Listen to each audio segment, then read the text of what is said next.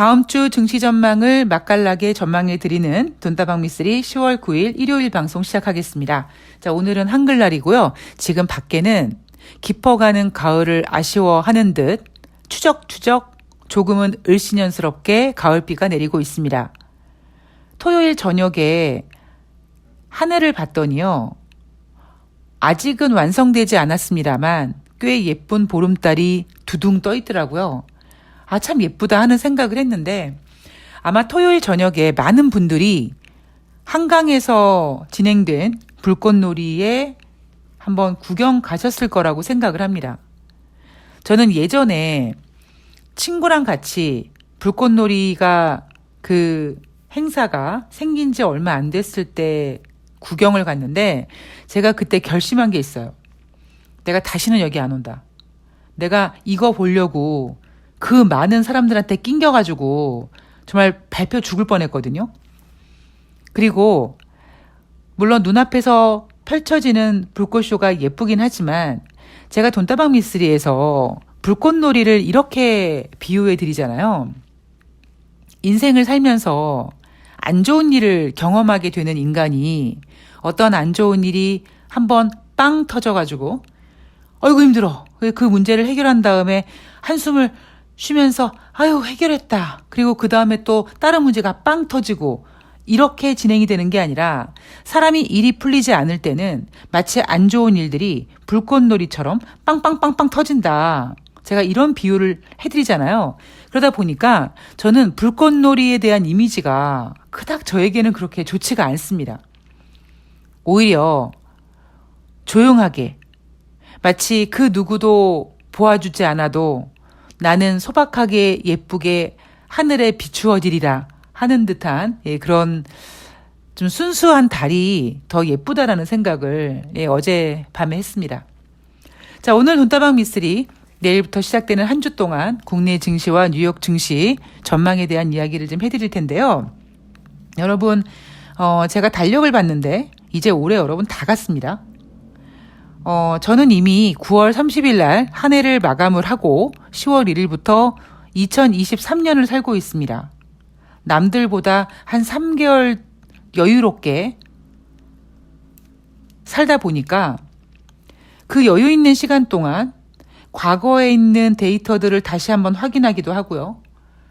그리고 그 데이터들을 확인하면서 정리하고 그렇게 2023년을 준비를 하는데 제가 몇 년 전부터 이런 패턴을 갖게 됐거든요. 그러니까 제가 왜 이런 패턴을 갖게 됐냐면 어느 순간부터 대한민국도 이제 추석 연휴가 끝난 다음에 10월 말에 할로윈데이라는 거를 챙기기 시작합니다.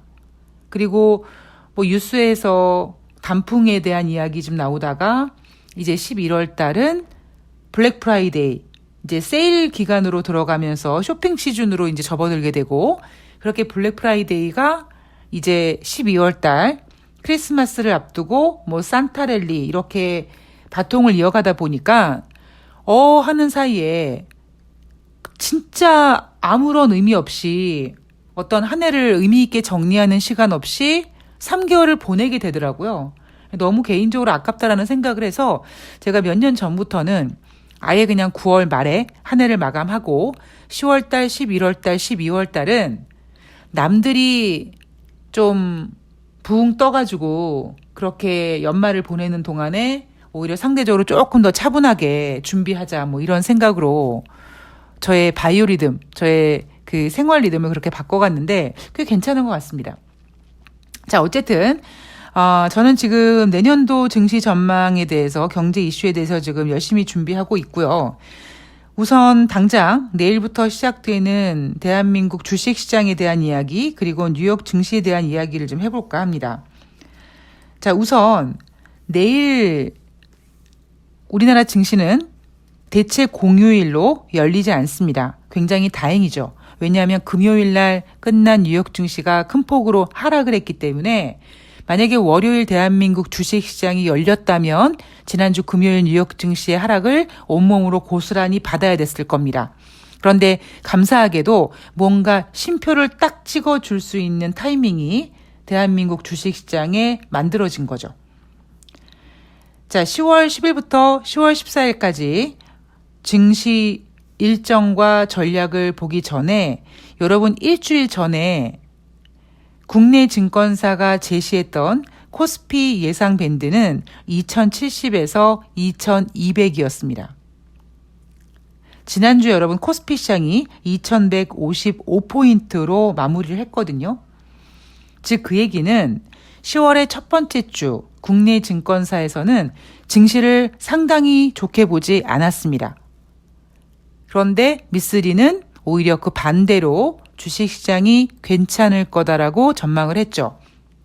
자, 미쓰리의 예상대로 지난주 주식시장 분위기 그렇게 나쁘지 않았습니다. 코스피 금요일 종가 기준으로 2232포인트로 끝났는데요.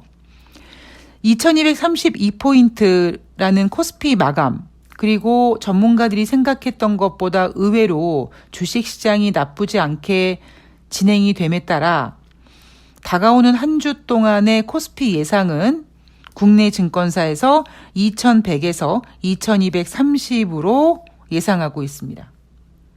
지난주보다는 오히려 조금 더 긍정적으로 코스피 예상치를 보고 있습니다. 자, 국내 증권사들은요, 최근 증시 분위기, 국내 증시 분위기를 이렇게 해석합니다. 공포 지수라고 불리는 V코스피가 안정세 접어들었다. 자, 우리 뉴욕 증시에서 공포 지수라고 불리우는 VIX 지수가 있죠. 대한민국도 마찬가지로 공포 지수라고 불리는 V코스피가 있는데 이 V코스피가 안정세를 보였다. 자, 주식시장에 긍정적인 변화가 있는 거 아니냐, 이렇게 전문가들 스스로 퀘스천 마크를 달게끔 만들었습니다. 자, 그런데 전문가들은 여전히 우리나라 증시에 대해서 그렇게 그닥 큰 기대를 하고 있지 않습니다. 왜냐하면 이번 주 한 주 동안 대한민국 금융통화위원회에서 빅스텝이라고 불리우는 50bp 금리 인상을 지금 예상하고 있고, 금리 인상은 주식시장에 좋지 않은 재료죠. 여기에다가 공격적인 연준의 금리 인상 예고도 계속될 거기 때문에 국내 증시 참 어렵다라고 합니다.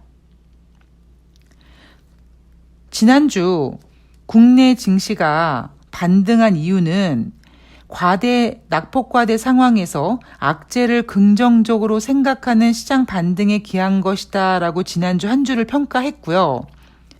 키움증권 같은 경우에는 지금 주식시장은요, 대응 자체가 어려운 시장 환경입니다 라고 합니다. 그리고 삼성증권에서는 여전히 어렵고 변동성이 극심한 국면이에요 라고 합니다. 여러분 이 얘기 어디서 많이 듣지 않으셨습니까? 제가 9월 마지막 주에 이 얘기를 해드렸죠. 여러분, 개인 투자자들이, 특히 주린이들이 진짜 미치고 팔짝 뛰는 주식시장이 됩니다. 라는 이야기를 해드렸습니다. 그 주린이들이 느끼는 그런 공포를 키움증권이나 삼성증권에서도 똑같이 느끼는 거죠. 그렇다면 결국 그 얘기는요, 주린이들이나 일명 전문가라고 하는 애널들이나 별반 다르지 않다라는 겁니다. 자, 국내 증시 분위기, 전문가들이 보는 거는 이런 분위기입니다. 자, 제가 뉴욕 증시 마감 현황 전해드리면서 마지막 부분에서 전반적으로 다가오는 한 주에 대한 저의 생각을 전해드리도록 하겠습니다. 자, 뉴욕 증시로 넘어가 볼게요. 10월 10일 월요일 대한민국 주식시장은 한글날 대체 공휴일로 휴장이고요. 뉴욕 증시는 10월 10일 월요일 콜럼버스의 날이라고 해서 채권 시장만 휴장입니다. 주식 시장은 열려요. 제가 예전에 증권사 다닐 때 이게 굉장히 헷갈렸어요. 뭐 어떤 콜럼버스의 날이라고 해서 이런 날이 있는데 가만 있어봐. 채권 시장이 휴장이래. 그럼 뉴욕 증시 열리는 거야? 안 열리는 거야? 그리고 무슨 뭐 추수감사절 같은 땡스기빙 데이 같은 때도 뭐 뉴욕 증시 같은 경우에는 막 반장만 열린다든가, 그리고 채권 시장은 열리지 않고 주식 시장만 열린다든가 이런 일정들이 있어가지고 그때 참 이런 것들을 체크하는 게 좀 굉장히 골치 아팠습니다.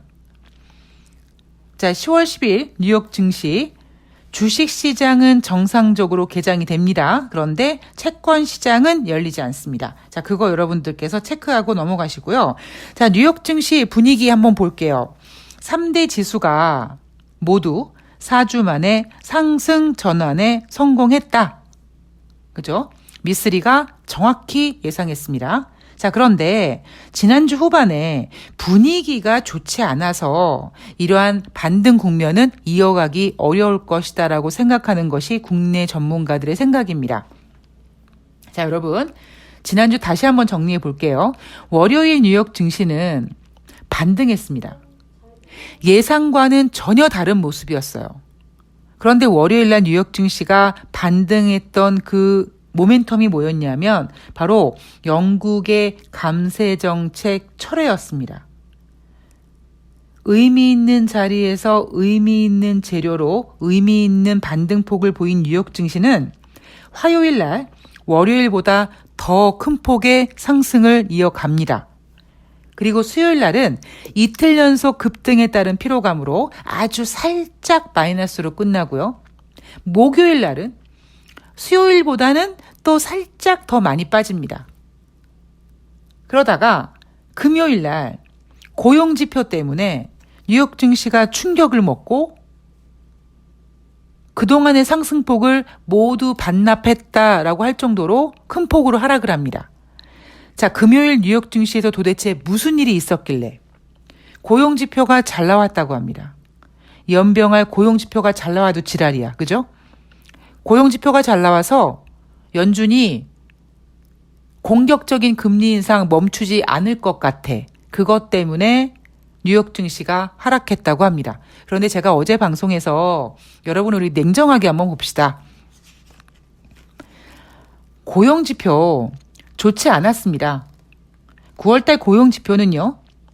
7월달 비농업자 고용자 지수 52만 6천 명보다도 부진했고 8월달 고용자 지수 31만 5천 명보다도 부진했습니다. 대신 실업률이 전월 대비 0.2% 떨어졌다. 그래서 고용지표가 좋았다라고 해석을 하지만 한 달 전에 발표했던 8월달 고용보고서 예상치보다 3천 명 적은 비농업자 고용자 지수에 실업률도 7월 대비 0.2% 상승하는 그러한 모습 속에서도 뉴욕 증시는 8월달 고용보고서 좋았다고 했거든요. 그리고 미쓰리는 좋지 않다라고 얘기하는 9월달 고용보고서도 그놈의 실업률 때문에 좋다라고 포장을 했습니다. 자, 그 이유는 뭘까요? 자, 미국은 고용이 굉장히 중요한 나라고요. 따라서 고용 지표 하나를 가지고 자기네들 경제에 어떤 위험 요소가 되지 않을 만큼 예쁘게 포장해서 미국 경제는 괜찮아 라고 얘기하고 싶은 거죠. 금리 인상을 공격적으로 하는 것이 증시에 부담이 되긴 하지만 증시에 부담이 되는 요소는 그래도 금리 인상이라는 것이 훨씬 낫지 미국 쪽팔리게 미국 경기 안 좋다, 고용지표 둔화됐다 이렇게 얘기하는 거는 용납을 못하는 거죠. 자, 그렇게 지난주 주식시장 장 초반에는 분위기가 좋아서 3대 지수가 전반적으로 상승 전환에 성공을 하긴 했지만 주 후반의 분위기는 좋지 않았다라고 하죠. 자, 이제 다가오는 한 주 동안 3분기 기업 실적 발표가 본격적으로 진행이 됩니다.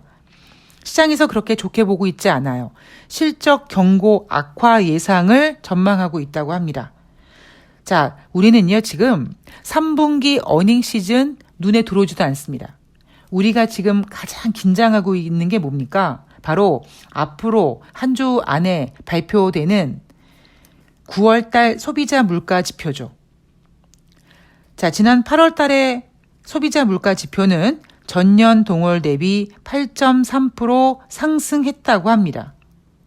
시장에서는 8.0%를 예상했는데 시장 예상치보다 잘 나왔죠. 그런데 이번 주에 발표되는 다가오는 한 주 동안에 발표되는 9월달 소비자 물가 지표는 지금 지금 시장에서는요, 8.1% 상승 예상을 전망하고 있다고 합니다. 자, 지난달에 시장 전망을 8.0으로 좀 내려놨더니 시장 전망치에 미치지 못하는 그런 소비자 물가 지표가 발표가 돼서 9월달 주식시장이 굉장히 안 좋지 않았습니까? 따라서 이번에는 조금 완화해서 아예 예상치를 8.1% 상승했을 거라고 전망하고 있습니다. 자, 그렇다면 지난달에 8.3% 상승을 했으니까 이번에 8.1% 상승 예상은 전월 대비 인플레이션이 0.2% 정도 둔화됐을 거라는 것. 인플레이션이 어쨌든 둔화됐다라는 해석을 하고 싶은 거고요. 눈높이를 상당히 겸손하게 만들어 놨습니다. 자, 이게 주는 메시지가 뭐냐면 왜 예상치를 8.1%를 만들어 놨을까? 제가 앞에서 저는 9월달 소비자 물가지표 과감하게 앞자리가 바뀌지 않을까? 한 7.9 이렇게 나오지 않을까? 라고 생각을 하고 있는데 오히려 뉴욕 증시는 그렇게 괜히 앞자리 8자리 깨지고 막 그렇게 전망했다가 그렇게 안 나오면 시장이 너무 공포스러워하고 너무 실망감이 크니까 그렇게까지는 하지 말자라고 생각을 해서 8.1%로 전망을 하지 않았습니까? 자, 그러면 우리는 어떤 시나리오를 가지면 될까요? 일단 지금 시장은요, 실망감 때문에 실망할까봐 굉장히 보수적인 예상치를 내놨습니다. 8월 달에는 소비자 물가지표 8.3%, 이번 9월 달에는요, 8.1% 정도 될 거예요. 라고 일단 그렇게 겸손한 전망치를 내놓고 만약에 발표되는 지표가 미쓰리 예상대로 앞자리가 8자가 깨지면 뉴욕 증시가 겁나게 좋아하겠죠. 자, 그리고 두 번째, 만약에 미쓰리의 예상과는 달리 전문가들 예상처럼 8.1%가 나온다라고 하면 아마 시장은 예상치에 부합했다. 전월 대비 둔화됐다. 이제 인플레이션은 여전히 높기는 하지만 그래도 정점을 통과했다라고 해석을 할 겁니다. 자, 가장 안 좋은 시나리오가 예상치 8.1보다도 높게 나오는 혹여 8월달 소비자 물가 지표와 동일한 8.3%가 나오면 주식시장은 굉장히 공포스러워하고 굉장히 슬퍼할 겁니다. 자, 여러분들은요, 지금 제가 가정해드린 세 가지 시나리오를 모두 챙기셔야 됩니다. 여러분들 입맛에 맞는 것만 고르지 마세요. 주식시장이 그렇게 여러분 하고 싶은 대로 하게 냅두질 않아요. 여러분들은 지금 제가 제시한 시나리오 3개 중에 첫 번째를 고르고 싶어 하시겠죠. 시장 예상은 소비자 물가지표 8.1%를 예상하고 있는데 8%가 깨지는 소비자 물가지표가 발표가 되는 이 시나리오, 그 시나리오대로 됐으면 좋겠다라고 생각하실 겁니다. 됐으면 좋겠다라는 걸 넘어서 그렇게 되지 않을까 하면서 스스로 최면을 거실 수 있습니다.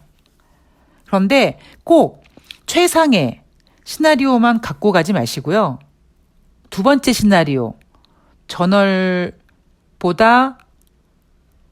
살짝 떨어진 그리고 시장 예상에 부합하는 대로 한 8.1% 나올 수 있겠다. 이 시나리오도 가지고 가셔야 되고요. 예상치와 다르게 전혀 예상하지 못했던 8.1% 예상보다 높게 나왔고 전월과 똑같은 8.3%가 나왔다. 이런 최악의 시나리오도 가지고 가셔야 됩니다. 돈다방 미쓰리를 들으시는 분들 중에 저보다 이제 나이가 좀 어린 우리 동생들 또 듣겠지만 대충 저와 연배가 비슷하고 저보다 연배가 있으신 분들이 많이 들으시는 걸로 알고 있는데 아마 제 이야기가 무슨 의미인지 아실 겁니다. 우리는요, 인생을 살면서 내가 원하는 대로 세상이 돌아가는 거를 원하지만 그렇게 되는 경우가 별로 없지 않습니까? 그래서 우리는 실망하고 기대했다가 실망하고 슬퍼하고 좌절하고 그럼에도 불구하고 인간이기 때문에 또 다시 툴툴 털고 일어나서 내가 원하는 상황은 아니지만 어쨌든 또 그 상황에 맞춰서 또 다음 계획을 세웁니다. 저는 그게 인생이라는 생각을 해요. 그리고 주식 투자하시는 분들은 그런 인생의 어떤 그 인생을 살아가면서 인간이 받아들여야 되는 그런 인간으로서의 의무라고 할까요? 예, 뭐 그런 것들을 주식 시장에서도 받아들여야 된다라고 생각을 합니다. 그러니까 제가 왜 이야기를 해드리냐면 지금 너무 시장에서 인플레이션 지표 하고 있습니다. 이 수치가 뭐가 그렇게 대단하다고, 그죠? 그러면 뭐 시장 예상치 8.1보다도 뭐 더 나오면 많은 분들이 막 너무 고통스러워서 죽습니까? 그러니까 그럴 필요는 없잖아요. 그러니까 우리가 주식이라는 거를 투자함에 있어서 가장 좋은 시나리오, 그리고 중간 시나리오, 그리고 최악의 시나리오도 한번 가지고 주식 시장을 대응하는 것이 저는 그게 진정한 현명한 투자자라고 생각을 합니다. 자, 그리고 근원 CPI, 에너지와 뭐 음식료 같은 것들을 제외한 9월달 소비자 물가 지수는 전년 동월 대비 6.6% 상승했을 거라고 좀 전망되고 있고요. 지난달에는 6.3%가 나왔었습니다. 자, 근원 소비자 물가 지표는요, 지금 전월 대비, 그러니까 전년 동월 대비 상승폭이 전월 대비 상승하는 현상이 나타나고 있습니다. 자, 왜 이런지 제가 앞에서 한번 말씀드렸죠. 유가와 곡물 가격이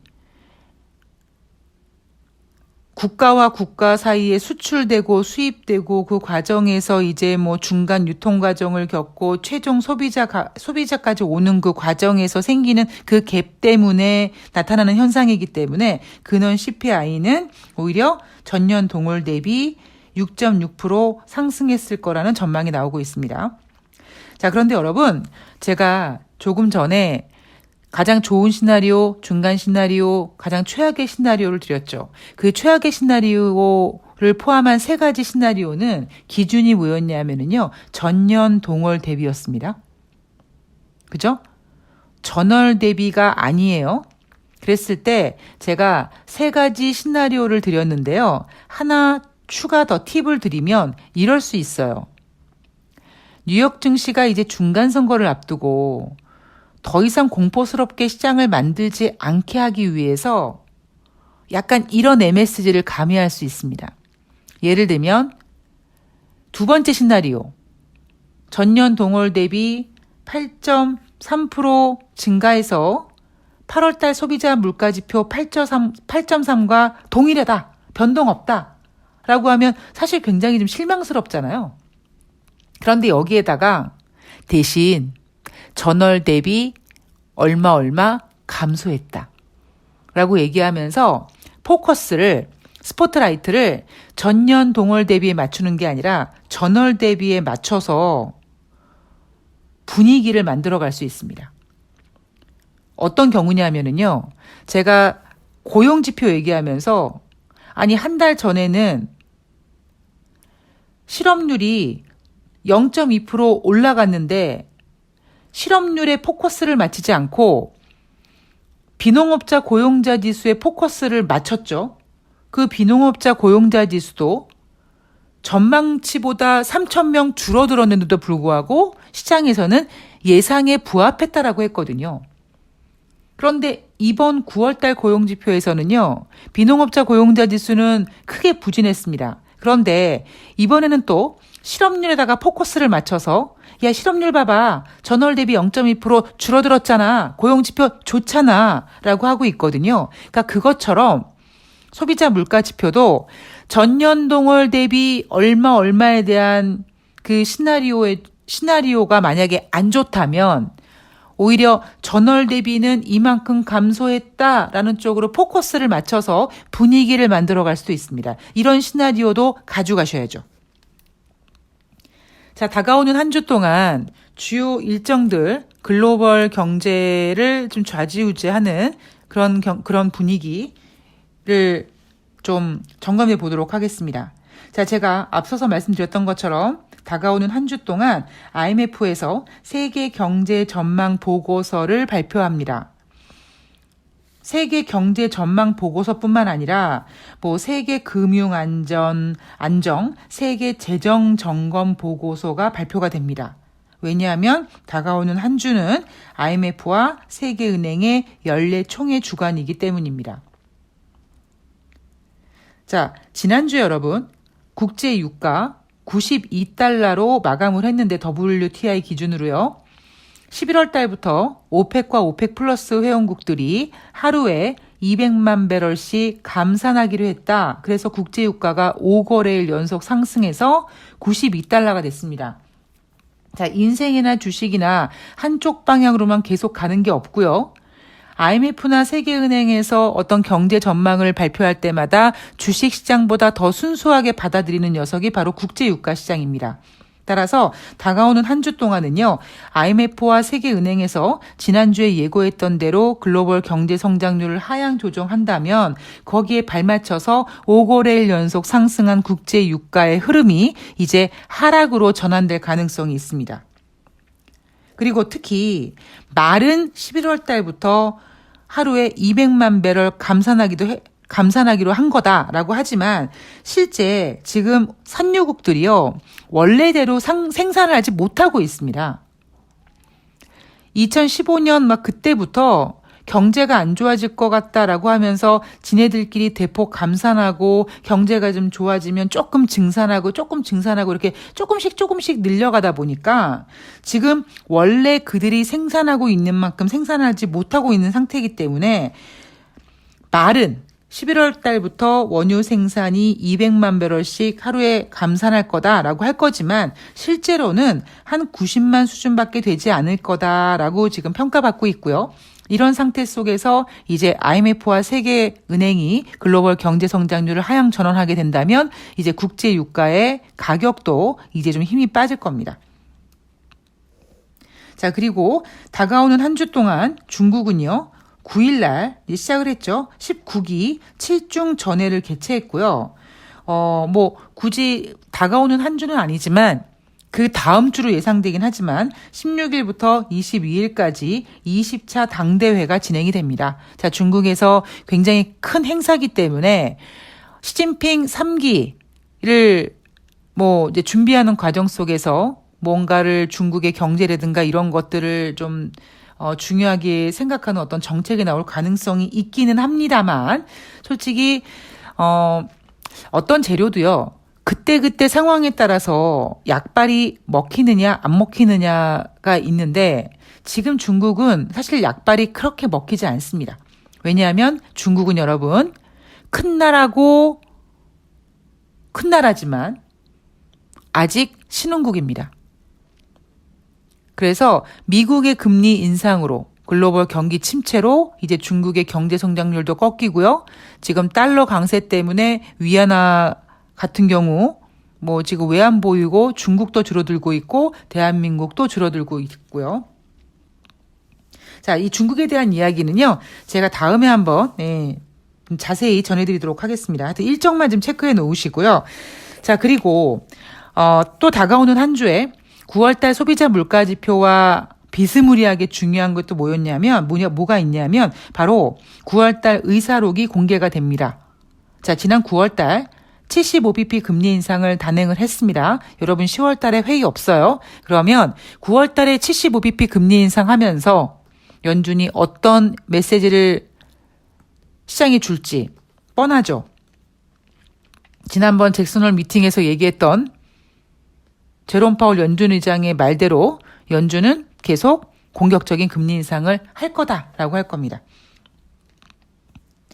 자, 그리고 FAO 세계 식량 가격 지수 FFPI가 발표가 됐는데 이게 6개월 연속 하락했다고 합니다. 그래서 9월달 지수가 전월 대비 1.1% 감소했다고 합니다. 자, 식량 부분에서 인플레 물가 정점 통과가 완연하다라고 보고 있고요. 특히 식물성 기름이 전월 대비 6.6%씩이나 감소했다고 합니다. 물론 곡물 가격 같은 경우에는요, 우크라이나와 러시아 전쟁 중이다 보니까 곡물 가격은 전월 대비 1.5% 증가됐지만 확실히 이제 식량 부분에서 인플레 물가 정점이 통과된 것 같다라고 우리는 생각할 수 있습니다.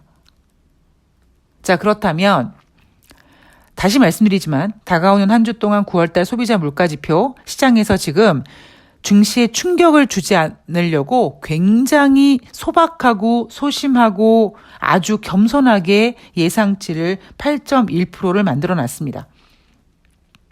그런데 이제 6월달 75bp, 7월달 75bp, 9월달 75bp 금리 인상했고 주식시장을 비롯해서 자산시장이 많이 붕괴됐고 그리고 그 앞에서 3월달 25bp, 5월달 50bp씩 이렇게 금리 인상하는 과정 속에서 만약에 미쓰리 예상대로 9월달 소비자 물가 지표가 7.9만 나와도 예상치가 8.1이니까 8.0만 나와도 주식시장은 환호할 겁니다.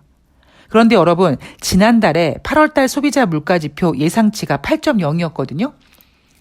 그러면 저는 오히려 이번에 예상치를 8.1로 잡은 이유는 지난달처럼 시장에 공포를 주게 하지 않고 오히려 예상치를 굉장히 겸손하게 만들어 놓음으로써 만약에 미쓰리 예상대로 앞자리가 7자로 바뀌지 않더라도 최소한 8.0만 나와도 예상치보다 떨어졌고 전월에 발표했던 8.3보다도 떨어졌고 이렇게 표현하면서 증시 분위기를 반등시킬 가능성이 없지 않습니다. 물론 여러분 주식시장이 다시 말씀드리지만 2018년, 2019년 그런 증시가 아니에요. 그러나 그렇다고 너무 공포스러울 필요는 없다라는 겁니다. 제가 오늘 방송 초반에 말씀드렸죠. 지난주 일주일 전에 국내 증권사에서 코스피 2070에서 2200포인트로 잡았습니다. 굉장히 부정적이고 보수적으로 잡았죠. 그런데 여러분 지난주 한 주 어땠습니까? 물론 장중의 변동성이라든가 주린이 분들이 매매하시기는 굉장히 까다롭고 불편한 장이긴 하지만 어쨌든 코스피 지수는요. 장중에 2250도 뚫었어요. 시장 분위기는 여러분 이렇게 흘러가고 있습니다. 그러니까 항상 냉정하고 평정심 잃지 않고 여러분들이 듣고 싶은 것만 듣지 마시고 좀 불편하고 듣기 싫은 것도 일단은 몸에 좋은 약은 쓰다라고 생각하시면서 꿀꺽 한번 받아들이시기 바랍니다. 자, 다음 주 한 주 저는 월요일 날은 어차피 주식시장도 열리지 않고 저는 오후에 새날 방송에서 인사를 드릴 거고요. 화요일부터 또 여러분들의 멘탈 잡아드리는데 최선을 다하도록 열심히 준비해서 찾아뵙도록 하겠습니다. 자, 돈다방 미쓰리 구독자 7,000명 만들기 프로젝트 여러분들께서 많이 동참해 주시고요. 좋아요, 구독하기, 알람 설정, 멤버십 가입도 부탁드리겠습니다. 제가 멤버십 해주신 분들은요. 지금은 공개할 수 없지만 추후에 우리 멤버십 분들만 또 우리 이렇게 주식 가지고 아기자기하게 놀 수 있는 또 그런 놀이터를 하나 만들어 볼 거니까요. 그건 조금 더 기대해 주시고 기다려 주시기 바랍니다. 남은 일 잘 보내시고요. 저는 화요일 방송에서 뵙도록 하겠습니다. 고맙습니다.